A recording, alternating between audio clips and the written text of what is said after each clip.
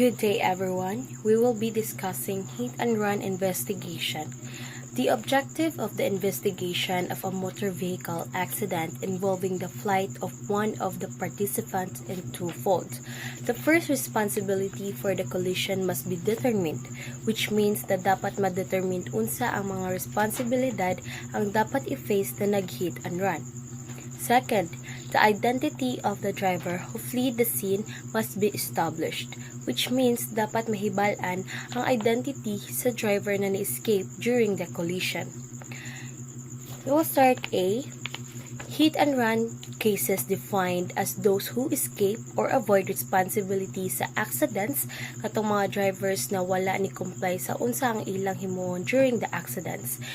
In Section 55, Article 4136, we have discussed sa unsay buhaton during accidents kung unsa ra na mga circumstances pwede sila makalib sa scene, which is if the driver is in imminent danger or being seriously harmed by any person or person by reason of the accidents, if the driver reports the accidents to the nearest officers of the law, or if the driver has to summon a physician or nurse to aid the victim. B. Reasons of apprehending and prosecuting hit and run drivers. Hit and run drivers must be apprehended and the proper charges must be filed against them because of the following reason. First, pwede unta pa ma-lessen ang injury or ma-save ang victim if ang driver gitabangan niya or nangayo siyang tabang instead of leaving the accident area.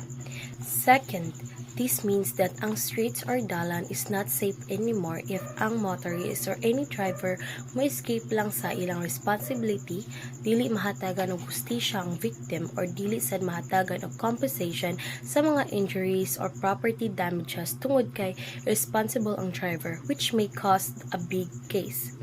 The third one explained that we are knowledgeable na ang mga police mo-arrest sa mga hit and run drivers na ni-flee from their responsibility tungod sa nakomit nila ng mga serious offense.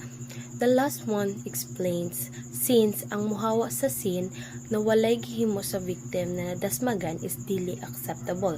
Ang mga police will secure na madakpan jud ang mga suspect sa hit and run. Two important considerations. In any investigation of this kind of accident, two basic considerations must be kept in mind. These are, una, is ang driver na ni-escape sa scene of an accident is dili necessary siya ang na-responsible sa accident. If ang reason sa iyang escape is mas grabe pa, maybe wanted siya sa another crime or under influence of drugs or wala sila'y valid lisensya. The second one is when ang driver ni claims na ang iyang vehicle is na-damage sad sa another hit and run incident. These represent an attempt to manipulate the situation to their advantage by shifting blade, creating a false narrative. As stated earlier, the basic objective of this investigation is the identification of the driver who fled from the scene. The discovery and arrest of the driver, once identified, generally comes after the location and the recovery of the vehicle. However, the mere recovery of the vehicle does not always immediately establish the identity of the driver. D. Elements of hit and run. To attain the objective of identifying and apprehending the hit and run driver as the investigator. First, you must prove suspect was driving the vehicle at the time of the accident, even if you have witnesses to prove this. Get evidence to disprove is alibi. Which means, dapat imong i-prove og sure ka sa suspect nag-drive ana na vehicle. During sa collision, miska na kay witness, dapat sad ka na mag-secure og evidence na connected sa suspect. Second, suspect was involved in accident resulting in death, personal injury, or damage to property. Third, ang suspect wala nakakomply sa basic rule during hit and run by not giving his identity sa mga law enforcement or kung kinsa ang naa dito, wala ni take sa iyang responsibilidad sa mga damage na iyang nahimo. Fourth, suspect had knowledge of the accident. These are physical evidence may prove the vehicle figure in the accident. Extent of damage to vehicle if suspect refrained from using his vehicle for several days since the accidents, this would indicate the guilt. And lastly, guard against claims that the vehicle was stolen to evade responsibility. E. The hit and run operator. The personality of the hit and run driver may be one of the following. There are three categories based upon possible psychological explanation for their motivation of flight. The first one is the apprehensive panic drive or the fearful driver.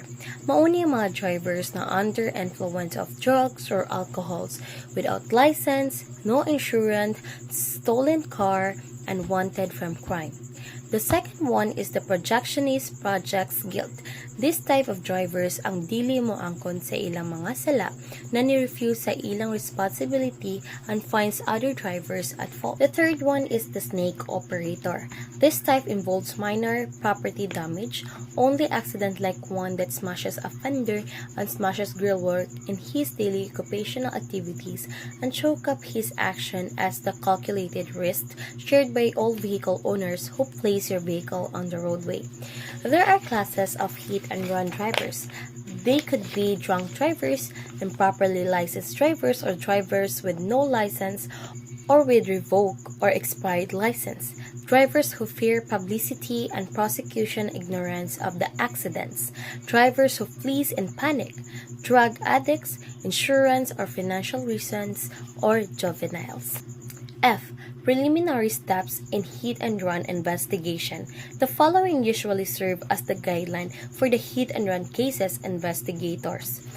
1. Refers to the checklist on accident investigation. 2. Obtain the best possible description of the car and the driver, or dapat makuha ang best possible description sa vehicle or car and ang driver. A. Pwede ka makakuha og information sa mga witness. B. Get the license plate and any unusual features of the vehicle. C. Concentrate on the car's description first. D. Send an initial description of information sa headquarters and to all police agencies that may help and assist in spotting and stopping the suspect's vehicle. E. Ipahibalo nimo sa tanang police units and offices ang description sa suspected car and driver. And F. I-determine kung asa dapit na damage ang car sa suspect. Make an urgent request sa mga local newspaper, radio, TV, or etc. for more information. And carefully search the hit-and-run scene for physical evidence. This may include broken glasses and fragments, paint scraping from the hit-and-run car, or other evidence such as dirt from subject car. Carefully preserve and label all evidence found at the scene. Request laboratory study of the evidence. And lastly, watch out for the possible return of the hit-and-run driver to the scene of the accident. This had been known to happen. Next, the victim. Sa victim, dapat i-check ang iyang clothing or clothes and other part of his body, tire marks, grease, or fragments, such things that may be nabilin sa suspect car. Kung ang victim is namatay, get sample of uncontaminated blood from him at the morgue, and samples of hair, skin, etc. Then i-collect and preserve for laboratory examination ang iyang mga clothes, shoes, and other items he was wearing at the accident. G. Follow-up investigation.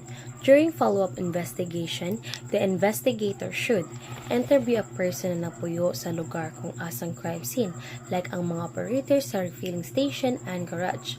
Return to the accident scene at the same time on subsequent days and on the same day of the following weeks to obtain additional witnesses, such as delivery men operating on scheduled routes, and also continue appealing for information through the press, radio, and TV. H. Search for suspect car, if it is located and recovered. Look for physical evidence like mga Latin prints, pieces of clothings, marks, damaged parts, hair, blood, which mag-identify na that car is involved sa hit and run accident.